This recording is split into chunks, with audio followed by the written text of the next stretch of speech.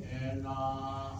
อังสังฆังอะภิปูชยามะ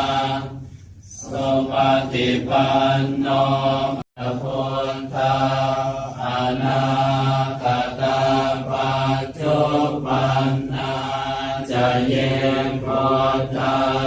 อะหังวันทามิสัพพะทะโตอะระหะโตสัมมาสัมพุทธัสสะนะโม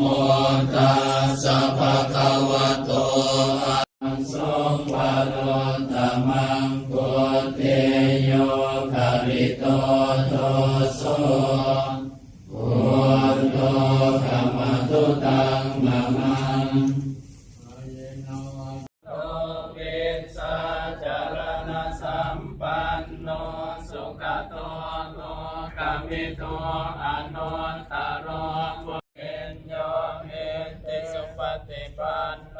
ภะคะวะโตสาวกสังโฆสุปฏิปันโนสาวกสังโฆสามีจิปฏิปันโนภะคะวะโตสาวกสังโฆยะติตังสัทธาเลโกริสัญยุอันสริกะกะมิโยอนุตตรังปุญญาเขตังโลกัสสามิกังอะวะโตสาวกสังโฆอาหุนายโยปาหุนายโยทักขินายโย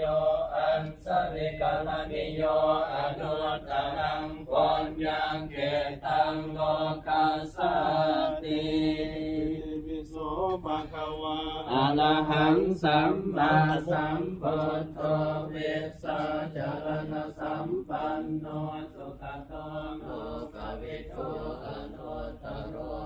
สันติติโกอัตติโกเอหิปัสสิโกโหวันยิโกปัจจาอังเมปิทัพโมเพ็ญโยเอหิปัสสิปันโตอะระหะโตสัมมาสัมพุทธัสสะนะโม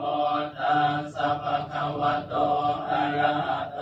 สัมมาสัมพุทธัสสะ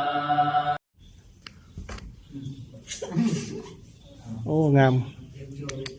โอ้เป็นกรณีพิเศษด้วยนี่